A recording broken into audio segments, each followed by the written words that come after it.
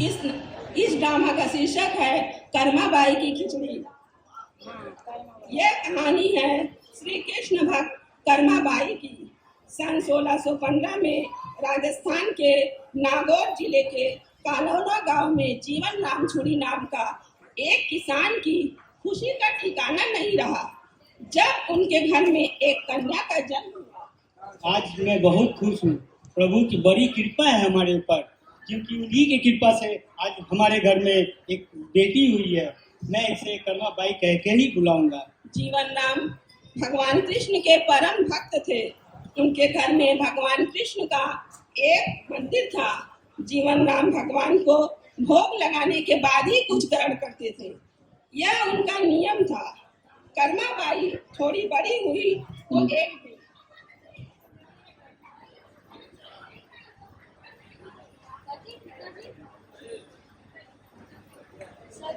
दिन आप भगवान श्री कृष्ण को भोजन करा गए या भोजन करते हैं?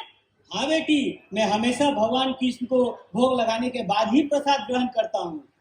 पिताजी से यह सब देखते सीखते कर्माबाई का बचपन बीत रहा था। एक दिन बेटी कर्मा, जी पिताजी। मैं कुछ दिनों के लिए तीर्थ पे जा रहा हूँ। मेरे बाद भगवान कृष्ण को विधि पूर्वक पूजा करके उन्हें भोग लगाने के बाद प्रसाद ग्रहण करना। जो आ गया पिताजी। जीवन राम कर्माबाई को भगवान की पूजा और घर की देखभाल की जिम्मेदारी सौंपकर तीर्थ पर चले गए।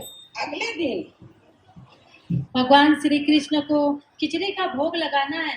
मैं जल्दी जल्दी अपना खिचड़ी बना लेती हूँ। भगवान, ये रही आपकी खिचड़ी की थाली। आपको जब भी भूख लगे आप खा लीजिएगा।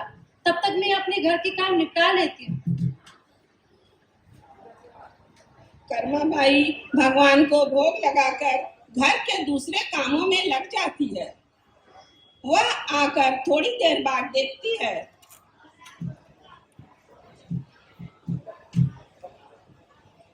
अरे पता नहीं भगवान खिचड़ी क्यों नहीं खा रहे। भगवान खिचड़ी खा लीजिए, ये मेरे हाथ का बना खिचड़ी खा लीजिए भगवान। मैं आपसे विनती करती हूँ, खा लीजिए भगवान। आप नहीं खाएंगे तो मैं भी भूखी रहूंगी। कर्माबाई भगवान से नाराज होकर भूखी प्यासी उनके सामने ही बैठी रही। दोपहर से शाम हो गई। तभी मूर्ति में से एक आवाज आई, कर्माबाई, कर्माबाई, तुमने मुझे खिचड़ी का भोग तो लगाया, पर तुम तो पर्दा ही करना भूल गई। मैं कैसे भोग ग्रहण करूं? अरे हाँ प्रभु, रुकिए, मैं अभी अपने चुनरी का पर्दा कर देती हूँ। आप आराम से खिचड़ी खाइए। आप इतने से बात के लिए सुबह से शाम कर दिए, पहले ही बता देते। आप भी भूखे रहे, मुझे भी भूखा रखा। थोड़ी देर में देखते देखते पूरी थाली खाली हो गई। भगवान को भोग लेने के बाद ही कर्माबाई ने भोजन किया।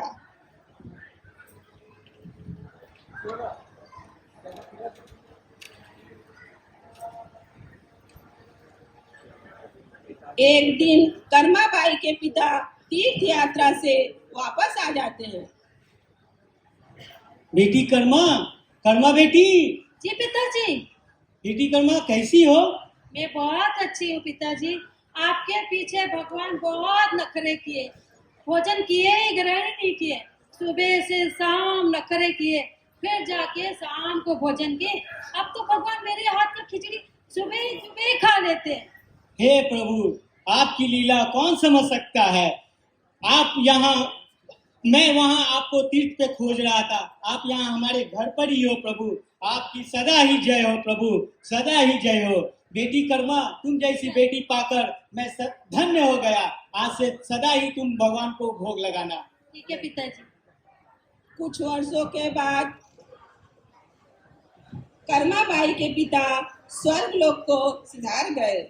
इसलिए कर्माबाई भगवान श्री कृष्ण की मूर्ति लेकर तीर्थ पर निकल पड़ी। कुछ समय के पश्चात वह उड़ीसा के जगन्नाथपुरी मंदिर में पहुंची। अरे ये कितना पावन जगन्नाथपुरी धाम है। मैं यहीं रहकर एक कुटिया बना के यहीं भक्ति करूंगी और सेवा करूंगी भगवान की। एक सुबह कर्माबाई की कुटिया में एक बालक ने प्रवेश किया। माँ, कुछ खाने को मिलेगा? बहुत जोरों की भूख लगी है। आओ बेटा आओ, यहाँ बैठो, अभी देती हूँ। अभी मैंने भगवान श्री कृष्ण को खिचड़ी का भोग लगाया है, अभी देती हूँ। लो बेटा खाओ। पसंद आई? और दूं? माँ, ये खिचड़ी तो बहुत स्वादिष्ट है। क्या मैं इसे कल भी खाने आ सकता हूँ? कल क्यों बेटा, तुम रोज खाने आ सकते हो। ठीक है माँ। कर्माबाई की कुटिया में स्वयं भगवान जगन्नाथ जी खिचड़ी खाने पधारे थे। एक दिन एक साधु कर्माबाई की कुटिया में आते हैं। कर्माबाई, कर्माबाई। प्रणाम बाबा जी। तुम भगवान का भोग बिना स्नान किए बनाती हो? ये अच्छी बात नहीं, इससे तुम्हें पाप लग सकता है। तुम भगवान का भोग नित्य नियम से विधि विधान का पालन करके ही बनाया करो। ठीक है बाबा जी, अब मैं रोज सुबह स्नान करके ही भगवान का भोग लगाया करूंगी। साधु की बात मानकर कर्माबाई अगले दिन से स्नान करके पूजा के बाद ही भोग तैयार करती। इस कार्य में उसे बहुत देर हो जाती और वह बालक अपने समय पर ही खिचड़ी खाने आ माँ, जाता। खिचड़ी दो ना, जल्दी दो ना, बहुत जोरों की भूख लगी है। रुको बेटा, बैठो अभी। माँ, जल्दी दो। अभी खिचड़ी बना नहीं है बेटा, बैठो अभी। माँ, खिचड़ी दो ना। दे रहे हैं, हेलो बेटा खाओ।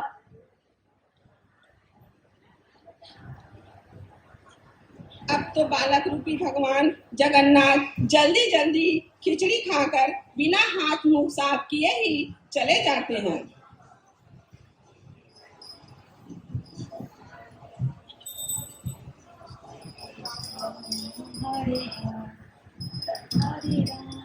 अरे भगवान के रूप में खिचड़ी कैसे?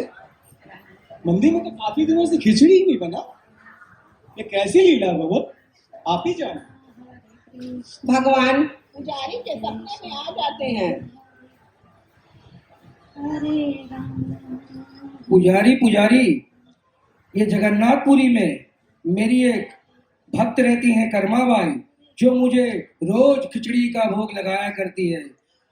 पर एक साधु आया है, वो उन्हें कहता है कि तुम नित्य नियम का पालन करके स्नान करके ही भोग लगाया करो।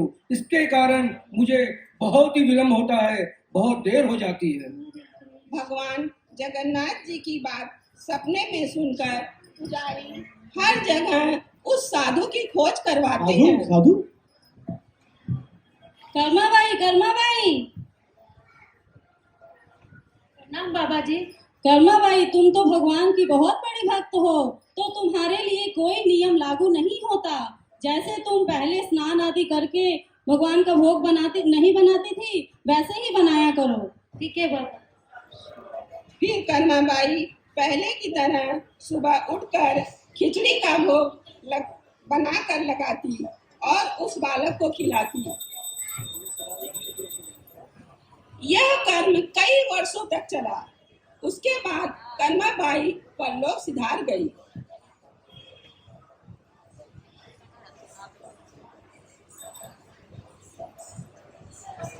भगवान, आपके मुख पे आपके आंसू कैसा? ये कैसी लीला है प्रभु? उसी रात भगवान जगन्नाथ पुजारी और राजा के सपने में आते हैं और उन्हें सारी बात बताते हैं। हे पुजारी, हे राजा, ये जगन्नाथपुरी में मेरी भक्त कर्माबाई जो रहती थी, वो रोज मेरे लिए खिचड़ी का भोग बनाया करती थी। पर वो कर्माबाई अब नहीं रही। अब मुझे खिचड़ी का भोग कौन खिलाएगा? मैं कैसे खिचड़ी पाऊंगा?